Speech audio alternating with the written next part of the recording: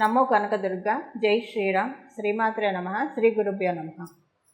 క్రోధీనామ సంవత్సరంలో దేవగురువు అయిన బృహస్పతి ఆయన తన సంచారాన్ని మేషరాశి నుంచి కాలపురుషుడి కుండలిలో ప్రథమ రాశి అయిన మేషరాశి నుంచి వృషభ రాశిలోకి మారుతూ ఉన్నాడు. మేషరాశిలో ఆయన సంచారం చాలించి వృషభ రాశిలోకి ఆయన అడిగడిపోతూ ఉన్నాడు మే 2వ తారీఖు నుంచి.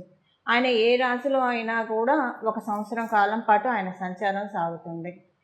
కాకపోతే ప్రతి గ్రహము మారేప్పుడు ఒక రాశి నుంచి ఒక రాశికి మారేప్పుడు కొన్ని గ్రహాలకి ప్రత్యేకమైన అంశాలు చోటు చేసుకుంటాయి. ఆ ప్రత్యేకమైన అంశాలు చోటు చేసుకునే వాళ్ళల్లో దేవగురువు అయిన బృహస్పతి కూడా ఒకళ్ళు. ఇప్పుడు సూర్యనారాయణమూర్తి ప్రతి నెల ఒక రాశిని మారుతూ ఉంటే రవి సంక్రమణ దినం అని చెప్తాం. ఆ రోజు పితృతర్పణాలు వదలటానికి, సత్యనారాయణ స్వామి వ్రతం చేసుకోవడానికి, ఇలాంటి వాటన్నిటికీ కూడా చాలా బేసిక్గా ఉంటుంది ఆ రోజు. అది మనకు విశేషంగా ఉంటుంది.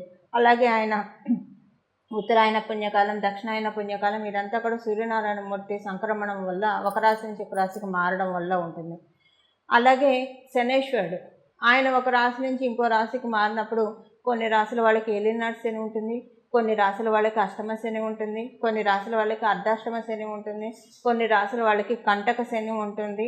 ఇలాగ ఆయన ఒక రాశి నుంచి ఇంకో రాశిలో మారినప్పుడు డెఫినెట్గా అదొక స్పెషల్, ఒక విశిష్ట గోచర గ్రహస్థితే అవుతుంది. అలాగే మనకి గురు భగవానుడు కూడా దేవగురువైన బృహస్పతి ఆయన ఒక రాశిలోంచి ఇంకో రాశిలోకి మారారంటే వీళ్ళందరినీ మించి ఒక మంచి విశేషాంశం ఉంటుంది. ఆ విశేషాంశం ఏంటంటే గురు భగవానుడు ఎప్పుడైతే ఒక రాశిలోంచి ఇంకొక రాశిలోకి మారుతూ ఉంటాడో అప్పుడు నదులకి పుష్కరాలు వస్తాయి. 12 ఆయన ప్రతి రాశిని చుట్టడానికి ఇప్పుడు మేషరాశిలోంచి ఆయన బయటకు వస్తే మళ్ళీ మేషరాశిలోకి వెళ్ళడానికి 12 సంవత్సరాలు పడుతుంది. అందుకని 12 ఏళ్ళకు ఒకసారి ప్రతి నదికి పుష్కరాలు వస్తూ ఉంటాయి. ఇప్పుడు వృషభ రాశిలోకి ఆయన అడుగు పెట్టబోతూ ఉన్నాడు కాబట్టి మనకి నర్మదా నది పుష్కరాలు ఆయన అడుగుపెట్టిన మొదటి 12 రోజులు నర్మదా నది పుష్కరాలు ఉంటాయి. అలాగా గురు భగవానుడు ఒక రాశిలోంచి ఇంకో రాశిలోకి మారుతున్నాడు అంటే కనుక డెఫినెట్గా పుష్కరాలు నదికి వస్తాయి. అంటే 12 నదులకి పుష్కరాలు వస్తాయి అన్నమాట. 12 సంవత్సరాలకు ఒకసారి రావడానికి కూడా కారణం అదే, ఏ నదికైనా కూడా. ఎందుకంటే మళ్ళీ ఆ రాశిలోకి ఆయన వదిలేసిన తర్వాత మళ్ళీ ఆ రాశిలోకి రావడానికి 12 సంవత్సరాల టైం లిటరల్గా తీసుకుంటాడు. అందువల్ల ఇప్పుడు గురు భగవానుడు ఒక సంవత్సర కాలం పాటు వృషభ రాశిలో ఆయన సంచారం సాగుతుంది. మధ్యలో ఆయన వక్రగతిలోకి కూడా వెళ్తూ ఉన్నాడు. వక్రగతిలోకి ఎప్పుడు వెళ్తున్నాడు? అక్టోబర్ 10వ తారీఖు నుంచి వక్రగతిలోకి వెళ్ళి అక్కడి నుంచి కొన్ని నెలల పాటు అంటే ఫిబ్రవరి 2వ తారీఖు 2025వ సంవత్సరము ఫిబ్రవరి 2వ తారీఖు వరకు కూడా ఆయన వక్రగతిలోనే ఉంటాడు. సో ఈ వక్రగతి గురించి మళ్ళీ మనం సపరేట్గా మన ఛానల్లో అప్డేట్స్ వస్తూనే ఉంటాయి. వక్రగతి గురించి ఒక స్పెషల్ వీడియో చేయాల్సింది. ఎందుకంటే అది దీంట్లో మిక్స్ చేయడానికి లేదు. దాని ఫలితాలు ఎలాబరేటెడ్గా చెప్పలేము. ఇందులోనే చెప్పేస్తే కంప్రెస్డ్ అయిపోయి వివరంగా చెప్పడం కష్టం అవుతుంది. కాబట్టి దాని గురించి సపరేట్ నోటిఫికేషన్స్ వస్తాయి, అప్డేట్స్ వస్తాయి. ప్రస్తుతం అంటే మీకు ఒక అంచనా కోసం అసలు ఆయన గ్రహస్థితులు ఎలా ఉంది, ఆయన ఈ సంవత్సరంలో వక్రగతిలో వెళ్తున్నాడా, సవ్యగతిలో ఉన్నాడా, ఈ విషయం తెలుసుకోవడం వరకే. అక్టోబర్లో వక్రగతిలో వెళ్ళే గురు భగవానుడు మళ్ళీ 2025 ఫిబ్రవరిలో వక్రగతి నుంచి బయటకు వస్తాడు. సంవత్సరం కాలం పాటు కూడా ఆయన వృషభ రాశిలో సంచారం జరుగుతుంది. వృషభ రాశి అన్ని రాశుల్లోకి మనం చూసుకుంటే కనుక వృషభ రాశి ఆయనకి పూర్తిగా అనుకూలం కాదు. వృషభ రాశి అనుకూలం కాదు ఆయన సంచారానికి. మిథున రాశిలో ఆయన కంఫర్టబుల్గా ఉండడు, కన్యా రాశిలో అసలు కంఫర్టబుల్గా ఉండడు, తులారాశిలో ఆయన కంఫర్టబుల్గా ఫీల్ అవ్వడు. కానీ వృషభ రాశిలో ఆయన కంఫర్టబుల్గా ఫీల్ అవ్వకపోయినా సరే ఆయన ఇవ్వాల్సిన రిజల్ట్స్ ఆయన ఇస్తాడు. కొన్ని విషయాల్లో జాగ్రత్తలు కూడా ఇండికేట్ చేస్తూ ఉన్నాడు. మనందరికీ కూడా కొన్ని విషయాల్లో జాగ్రత్తలు ఇండికేట్ చేస్తూ ఉన్నాడు. వృషభ రాశికి అధిపతి శుక్రాచార్యుల వారు, ఇద్దరు గురువులు. అందువల్ల ఏంటంటే కొంత బేసిక్ ఫండమెంటల్ డిఫరెన్సెస్ డెఫినెట్గా ఉంటాయి. ఆ బేసిక్ ఫండమెంటల్ డిఫరెన్సెస్ వల్ల కొంత అందరూ కూడా ఇబ్బంది పడటానికి అవకాశం ఉంటుంది. బట్ ఆయన జీవం పోస్తాడు, ఆయన జీవకారకుడు కాబట్టి కాలపురుషుడు కుండలిలో 2వ స్థానంలోకి ఆయన రావడం అంటే జీవం పోస్తూ ఉంటాడు. దేంట్లో జీవం పోస్తాడు? కుటుంబం విషయాల్లో, ఆర్థికపరమైన విషయాల్లో మంచి జీవం పడుతుంది. అందరికీ కూడా అంటే ప్రతి ఒక్కళ్ళకి ఇప్పుడు మనం అవ్వడానికి క్రోధీనామ సంవత్సరం అయినా కూడా ప్రతి ఒక్కళ్ళకి అవతల వాళ్ళతోటి మాటామంతి చాలా బాగా ఉంటుంది. ఇప్పుడు మనం మాట్లాడిన మాటలు అవతల వాళ్ళు రిసీవ్ చేసుకునే దాన్ని బట్టి ఒక్కొక్కసారి మన ఆనందం కూడా ఆధారపడి ఉంటుంది. సో అంటే ఒక్కొక్కసారి మనం మాట్లాడే మాటలు అవతల వాళ్ళు శభాషను అప్రిషియేట్ చేస్తే ఒక చిన్న ఆనందం లోపల కలుగుతుంది. అలా కాకుండా వాళ్ళు ఏదన్నా సర్కాస్టిక్గా మాట్లాడితే బాధ అనిపిస్తుంది. వాటన్నిటికి అతీతంగా ఈ సంవత్సరం గురు భగవానుడు ప్రసాదించబోతూ ఉన్నారు. ప్రతి ఒక్కళ్ళకి ఈ విషయం వర్తిస్తుంది. ప్రత్యేకించి మ్యూజిక్ ఫీల్డ్స్లో ఉన్న వాళ్ళకి ఇది చాలా మంచి శుభ సమయము. టీచింగ్ ప్రొఫెషన్లో ఉన్న వాళ్ళకి ఇది గురు భగవానుడు వృషభ రాశి ట్రాన్సిట్ చాలా మంచి శుభ సమయము.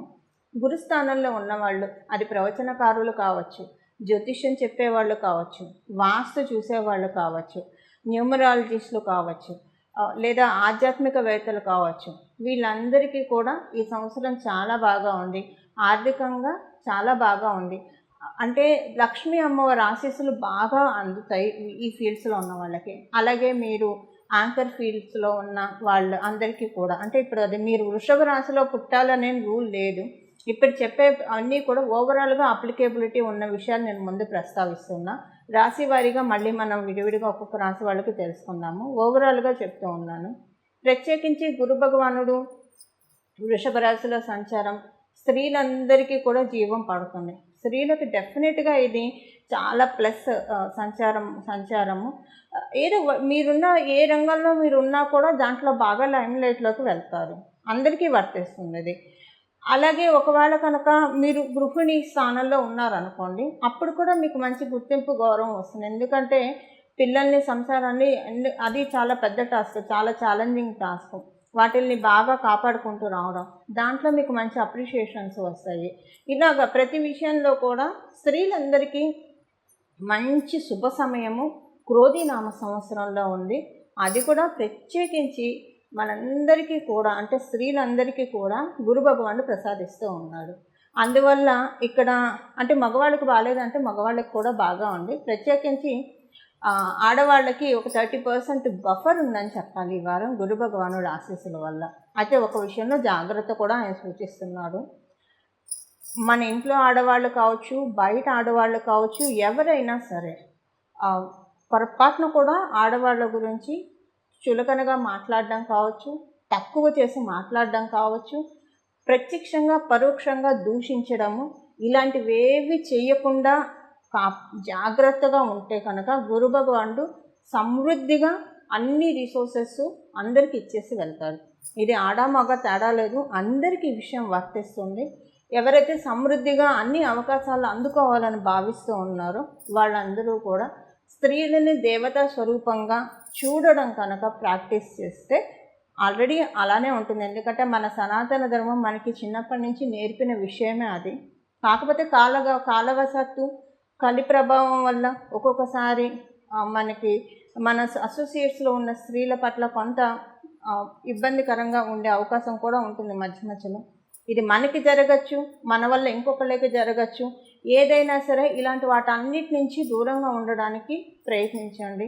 దానివల్ల ఏంటంటే ఈ వారం డెఫినెట్గా ఈ సంవత్సరం అంతా కూడా డెఫినెట్గా అబండెన్స్, సమృద్ధి, జీవకారకుడు కాబట్టి ఆయన ఇవ్వదలుచుకుంటే గురు భగవానుడు ఏమీ ఆలోచించడు. వెనక ముందు ఆలోచించకుండా చక్కగా రిజల్ట్స్ ఇస్తాడు. ఏమన్నా మనం కష్టాల్లో ఉంటే ఆ కష్టాల నుంచి మనల్ని ఎలా బయటపడేయాలా అని చూస్తాడు. వృషభ రాశి ఆయనకు అనుకూలం కాదు.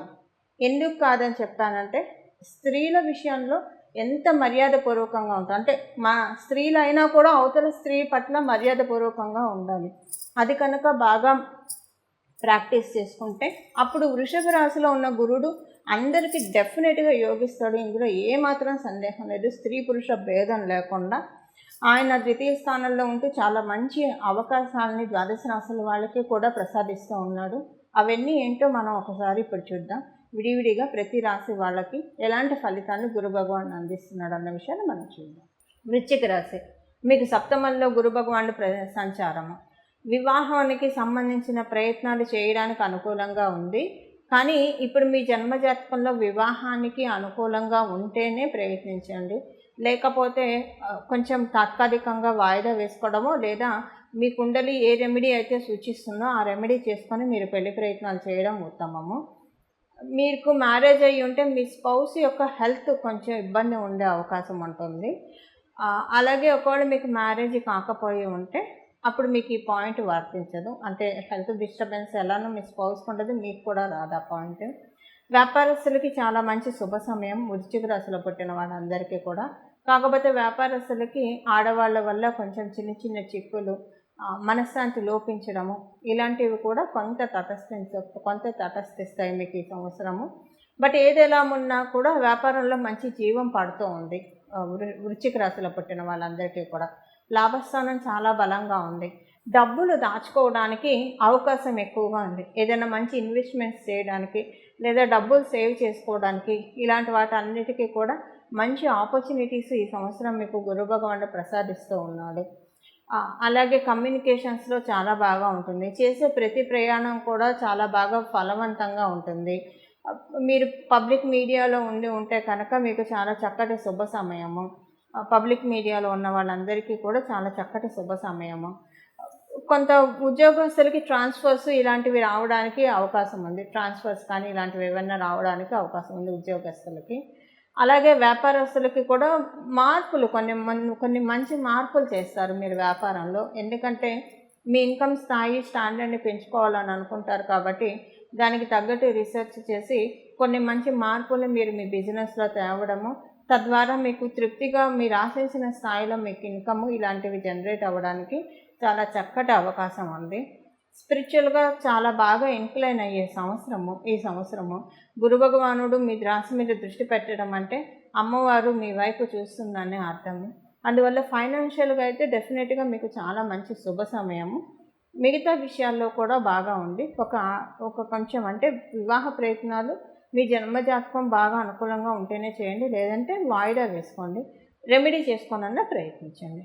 ఇవి వృషభ రాశిలో గురు భగవానుడు మీకు ప్రసాదించే ఫలితాలు.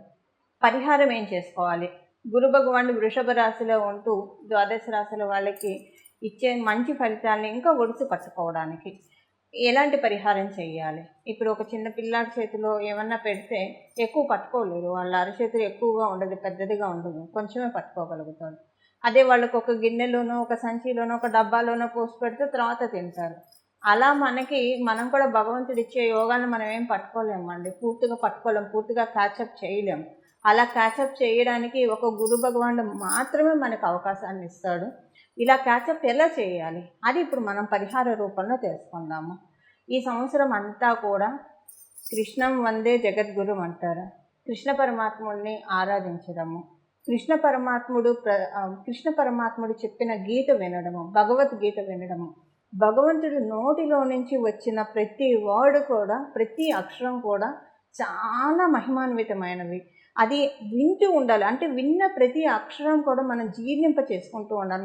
నరాల్లో జీర్ణింప చేసుకునే విధంగా శ్రీకృష్ణ పరమాత్ముడు బోధించిన భగవద్గీత వినడము చాలా మంచి ఫలితాన్ని నిస్సందేహంగా ఇస్తుంది ఈ సంవత్సరం ద్వాదశ రాశుల వాళ్ళకి కూడా. అలాగే శ్రీకృష్ణ పరమాత్ముడు ఆరాధన చాలా మంచి చక్కటి శుభ ఫలితాలను ఇస్తుంది. దక్షిణామూర్తి స్వామి వారి ఆరాధన, హయగ్రీవ స్వామి వారి ఆరాధన, దత్తాత్రేయ స్వామి వారి ఆరాధన, సాయిబాబా వారి ఆరాధన, రాఘవేంద్ర స్వామి వారి ఆరాధన, మీకు ఎవరైనా గురువులు ఉంటే వారి ఆరాధన, బయోలాజికల్ గురువులు మీకుంటే ఒకసారి వాళ్ళకి ఏమన్నా కానుకలు సమర్పించడానికి కూడా ప్రయత్నించండి. చాలా మంచి సత్ఫలితాలు వస్తాయి.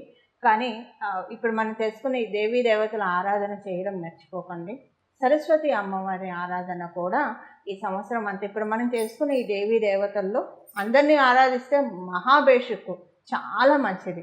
అందరినీ ఆరాధించలేకపోయినా ఎవరినైనా సరే ఒక్కళ్ళనన్నా ఆరాధించడానికి ప్రయత్నించండి. చాలా చక్కటి శుభ ఫలితాలు. ఈ ఫలితాలు చెప్పాలంటే గురు భగవానుడు ఫలితాలంటే దేవతల ఆశీస్సులేనండి. దేవతల ఆశీస్సులు అంటే ఇంకా మనం మాటల్లో చెప్పలేము అవి. ఎందుకంటే అన్ని విషయాల్లో ఇస్తారు దేవతల ఆశీస్సులు ఇవ్వాలి అంటే కనుక. అలాంటి ఆశీస్సులు తీసుకోవడానికి చాలా చక్కటి అవకాశం ఉంది.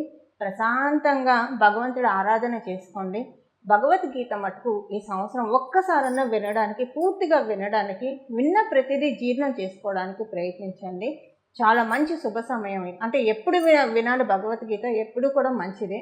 కాకపోతే కొన్ని సార్లు కాలప్రభావం బాగా ఉన్న సమయంలో కనుక వింటే ఇంకా మనకి వెంటనే తెలుస్తూ ఉంటాయి, రిజల్ట్స్ వెంటనే తెలుస్తాయి. అలా భగవంతుడు ఉపదేశించిన గీతని, అమృతధారని, కర్ణామృతాన్ని అందరూ ఒడిసి పట్టుకోవడానికి ప్రయత్నించండి. ఈ పరిహారం చేసుకుంటే కనుక, అంటే ఈ పరిభ్రమణ చేసుకుని ఈ పరిహారాలు చేసుకుంటే ద్వాదశ రాశుల వాళ్ళందరికీ, 27 నక్షత్రాల వాళ్ళందరికీ కూడా మీ జీవితంలో చక్కటి ఆశాజనకంగా ఉంటుంది. చిగుళ్ళు పచ్చదనం చక్కగా సంతరించుకుంటుందని చెప్పడంలో ఏ మాత్రం సందేహం లేదు. ఇది గురు భగవానుడు ఉవాచ, గురుగ్రహం గురుదేవుడి యొక్క ఉవాచ. ఇలా మీరందరూ కూడా భగవంతుడి ఆశీస్సులు పొందాలని చెప్పి నేను మనస్ఫూర్తిగా భావిస్తూ ఆశిస్తూ, మీరు పొందుతారని చెప్పి ఆశిస్తూ, మంగళం. జై కనకదుర్గ. నమో భగవతే వాసుదేవాయ.